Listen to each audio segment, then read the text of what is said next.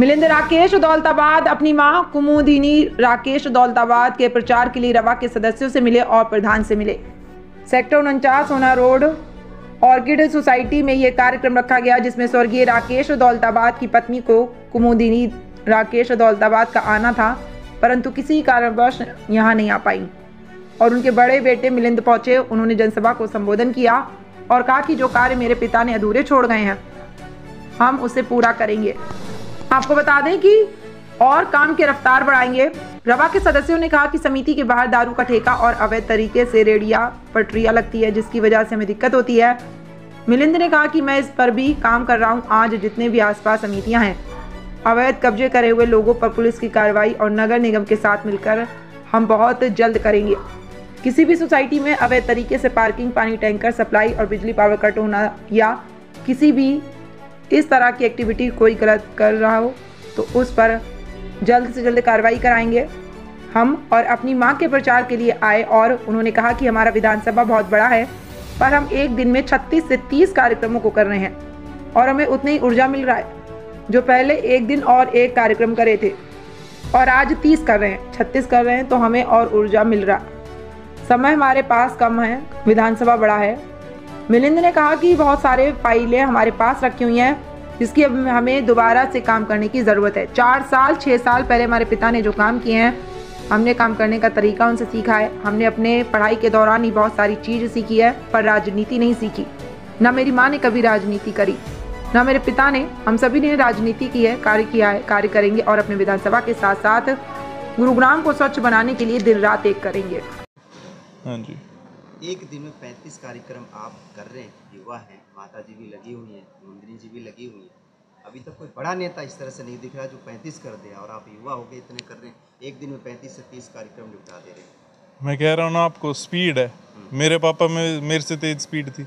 उनने अभी तक रिकॉर्ड जो मारा था वो मैं टच नहीं कर पाया हूँ। 47 सभाएं एक दिन में की थी, अब वो तो मैं नहीं कर पाया हूँ, पर समय कम में आप कर देंगे।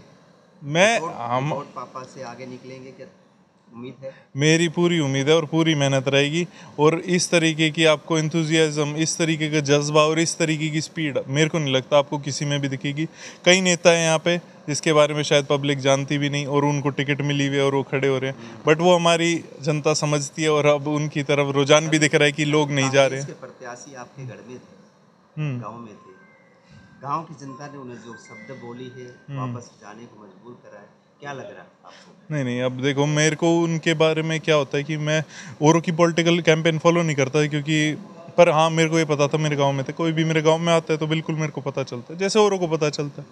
पर वो हमारे गांव में आए, मेरे को इतना ज़रूर पता है कि वहाँ पे गांव के लोग तो कम थे। अगर दीपेंद्र जी हमें बोलते तो गाँव पूरा आता उनके लिए वेलकम करने, पर उनने हमें ये बताया नहीं। पर खैर, वहाँ पे लोग आए थे और लोग देखे भी गए थे कि कैसे वो वैनों से आए थे, भर भर के बाहर से आए थे। ये सब को देखने का मौका मिला। खैर, ये एक दिखावा होता है और दिखावा कब कितना ही कर लो, 5 तारीख को सबका निर्णय हो जाता है। हल हो सकता है, ऐसी कोई समस्या नहीं है जिसका हल नहीं हो सकता है। समस्याओं के साथ एक जो दिक्कत आती है वो ये आती है कितना समय लगेगा उसका हल होने में, और कितनी दिक्कतों का सामना, कब तक हमारी पब्लिक को उससे जूझना पड़ेगा। हमारा लक्ष्य यही है, जितनी जल्दी हो सके हम सारी समस्या का हल करें। और ये आज से नहीं, हमारे पास एक सारी सोसाइटियों की हमने मीटिंग बिठाई थी, उसमें एक सोसाइटी जो अभी तक डेवलप भी नहीं हुई है, जिनका काम भी रुक चुका है, उनके बारे में भी हमने लिस्ट बना लिया, उनकी प्रॉब्लम्स के बारे में भी लिस्ट बना ली है। और इन सब चीज़ों पे हम वर्क करने के लिए आई थिंक जैसे ही हम इस चीज़ में आते हैं, इस चीज़ में वर्क करने का समाधान प्रोवाइड करने की कोशिश करते हैं। कहा गया है कि रोड पे जो कब्जा है, सरकारी जमीन पर कब्जा करके दारू का ठेका डाल दिया, ठेला लगा दिया, पानी को लेकर समस्याएं हैं। जितनी भी RW है, जितनी सोसाइटियां बन रही है, आपके बादशाहपुर विधानसभा सबसे बड़ी विधानसभा है, कितनी समस्याओं का अभी तक निपटारा करा गया है? आपको मैं बताऊं तो सबसे जो मेजर इशू आ रहा था वो, अगर आपने जैसे पानी का किया, पानी का जो सबसे मेजर इशू आ रहा था वो अफोर्डेबल सोसाइटीज़ में सबसे ज़्यादा आता है, क्योंकि उन्हें बाहर से पानी खरीदना पड़ता है। और मैं यहाँ पे जैसे 5 रुपए के हिसाब से रेट मिलता है, वहाँ पे आपको 7 से 9 भी मिलता है। तो ये चीज़ का समाधान करते हुए कई जगह हमने पाइप बिछवाए हैं।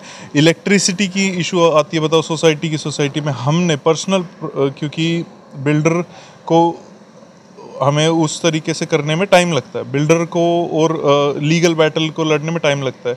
समाधान देना हमारा काम है। समाधान देने के लिए हमने उन सोसाइटियों में जनरेटर्स प्रोवाइड किए। बाल्टी निशान मिली है, बाल्टी में इतना पानी है कि टैंकर जो माफिया हैं उनको रोककर बाल्टी से पानी पहुंचा पाएंगे कुमुदिनी सोसाइटी तक। पिछली बार मेरे परिवार के हाथ में था गिलास, और वो गिलास बड़ा हो गया, बाल्टी में तभी हो गया। बिल्कुल परिवार ने भर के दिखाया, और इस बार बाल्टी में लिए। और हमारे परिवार में जो शक्ति है, और जो आप देख सक पा रहे होगे हर जगह जो हमें समर्थन मिल रहा है उस चीज़ से, ये बाल्टी कोई इस तरीके का हमारे लिए दिक्कत वाली बात नहीं है।